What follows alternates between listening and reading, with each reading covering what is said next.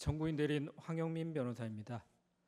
저는 이 자리에서 우리 아이들에 대해서 말씀을 드리고자 합니다. 2024년 12월 3일 비상계엄, 대한민국의 아이들은 이날을 어떻게 기억하고 피청구인의 행위를 무엇이라 배우고 자랄 것인지에 대한 얘기를 드리고 싶습니다. 45년 만에 비상계엄, 국회에 착륙한 군용 헬기와 의사당에 난입한 군인들, 현직 대통령 체포와 이를 막는 경호원들, 법원을 아수라장으로 만든 일군의 무리들, 그리고 바로 이 심판정에서 계엄은 경고성이고 계몽령이라는 피청구인의 태도, 피청구인이 일으킨 비상계엄과 내란 사태, 2달이 넘는 기간 매일 벌어지는 혼란 속에서 지금 아이들은 무슨 일만 있으면 계엄을 선포한다라는 웃지 못할 장난을 치고 있습니다. 그리고 한편으로는 학교와 가정에서 계엄이 무엇인지, 대통령이 왜 그랬는지, 그리고 탄핵은 무엇이고 또 헌법과 민주주의는 또 무엇인지 끊임없이 질문을 던지고 있다고 합니다. 저 역시 마찬가지입니다. 지난 2달 동안 제 아이로부터 어떤 이유로 제가 늦게 들어오고 주말에도 함께 놀지 못하는지, 우리 일상에 발생한 이 사건이 무엇인지 질문을 받고 있습니다. 바야흐로 온 국민이 역사책에서나 봤던 계엄으로 인해 헌법을 공부해야 하고 대통령의 권한과 의무에 대해 우리 아이들에게 어떻게 답해 주어야 할지 고민해야 하는 상황입니다. 그러나 곤혹스러운 것은 비단 계엄이나 탄핵, 대통령의 헌법수호 의무와 같은 어려운 개념이나 헌법 조항을 어떻게 쉽게 설명할지가 아닙니다.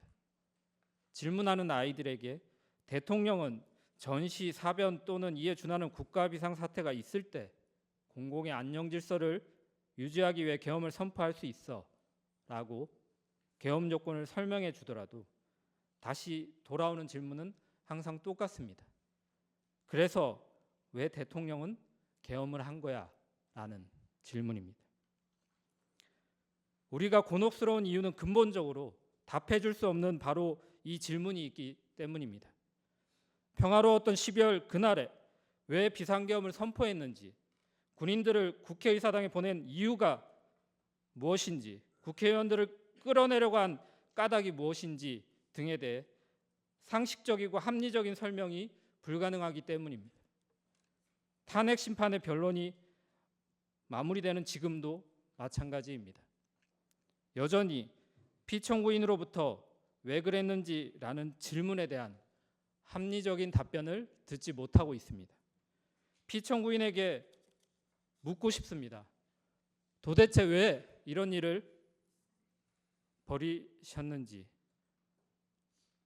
우리 아이들에게 뭐라고 설명해야 하는지 지금이라도 대통령다운 대답을 듣고 싶습니다. 대통령 배우자의 범죄에 대한 특검법 발의, 정부가 편성하지도 않은 예산을 삭감했다는 이유, 일부 공직자에 대한 탄핵 소추 등 피청구인이 주장하는 이른바 야당과 국회의 반국가적 행위들이 계엄을 선포할 국가 비상사태가 될 수 없다는 점은 명확합니다. 피청구인과 사전 공무원 국방부 장관을 제외하고 어떤 국무위원도, 이 재판정에서 증언한 국무총리도, 경제수석도, 안보실장도, 국정원장도 동의하지 못한 국가 비상사태는 피청구인의 몽상에 불과합니다. 억지로 이유를 생각해 보자면 야당과 국회의 견제로 피청구인이 원하는 정책을 마음껏 펼치지 못했다는 것이 유일한 이유로 보입니다. 하지만 국회는 대화와 타협의 대상이지 억압과 척결의 대상이 아닌 것은 너무나 당연합니다. 그런데 우리는 이번 탄핵 심판 과정에서 피청구인 주변의 사람들이 피청구인에게 이 당연한 대화와 타협조차 설득한 적이 없고 그저 피청구인을 왕처럼 떠받들며 피청구인의 경로에 동조만 했다는 사실을 알게 되었습니다. 자신을 왕으로 떠받드는 분위기 속에서 피청구인은 진짜 자기가 제왕이라고 착각한 것으로 보입니다. 자신을 제왕이라고 착각한 피청구인은 왕의 권한을 견제하려는 세력을 적으로 규정할 수밖에 없었습니다. 자기 주변의 모든 사람들이 자신을 왕으로 대해주는데 도대체 왜 국회만 자신을 왕으로 인정해주지 않느냐며 분노했을지도 모르겠습니다. 그러다 피청구인은 군대를 동원하여 진짜 제왕이 되고자 하였습니다. 이번 계엄은 국회에 대한 경고용이었다라는 피청구인의 변명을 믿어본다면 피청구인은 아마도 군사력을 과시하여 제왕의 권위를 떨쳐보이려 했던 것 같기도 합니다. 하지만 대통령은 왕이 아닙니다. 우리 아이들에게 대통령을 왕이라고 가르칠 수는 없습니다. 국민이 대통령을 왕으로 대우하는 순간, 대통령이 스스로 자신을 제왕이라고 착각하는 순간 대한민국은 더 이상 민주공화국일 수 없습니다.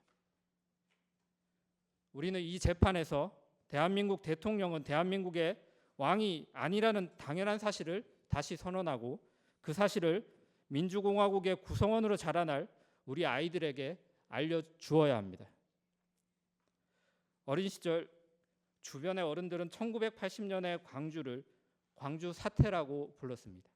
그리고 저는 빨갱이, 반정부 반란군이 도시를 점령하고 나라를 혼란에 빠뜨렸지만 리더십 있는 어떤 군인이 용감한 공수부대원들을 보내서 신속히 진압했다고 배웠습니다. 수많은 사람들이 피를 흘리고 고통의 시간을 보냈고 17년이나 지나서야 법원은 전두환을 내란 우두머리라고 확인하고 무기징역을 선고하였습니다. 저도 그 오랜 시간이 흐른 뒤에야 그날의 진실을 광주 사태가 아니라 5.18 민주화 운동이었다는 것을, 빨갱이 폭도가 아니라 신군부에 저항했던 시민들이었다는 것을, 나라가 혼란했던 것이 아니라 무도한 일부 군인들이 정권을 찬탈하고자 비상계엄을 선포했던 것을 비로소 알게 되었습니다. 다시 처음의 질문으로 돌아와서 생각해 봅니다. 대한민국의 아이들은 이번 비상계엄을 어떻게 기억하고 피청구인의 행위를 무엇이라 배우고 자라나야 할까요? 5.18 민주화 운동을 폭도가 일으킨 광주 사태라고 배웠다가 오랜 시간이 흐른 후에야 진실을 알게 됐던 저처럼 저의 아이와 그리고 대한민국 아이들을 키울 수는 없습니다. 피청구인이 말하는 경고성 계엄을 그럴 법하다고 생각하고 계엄령을 계몽령이라고 한없이 가볍게 생각하고 서부지법 폭동 사태를 미화하는 내용을 보고 듣고 자라는 제 아이, 우리나라의 아이들을 상상하기조차 어렵습니다. 이번 헌법재판소의 결정은 대한민국을 살아갈 우리 아이들의 배움과 사고를 결정지을 것입니다. 12월 3일 비상계엄을 실행한 피청구인의 행동에 대한 헌법재판소의 평가가, 또한 아무 일도 일어나지 않았다고 말하는 피청구인의 인식에 대한 헌법재판소의 평가가 오늘의 아이들이 배우고 자라날 역사의 진실을, 그리고 내일의 대한민국이 어떠할지를 결정할 것입니다. 감사합니다.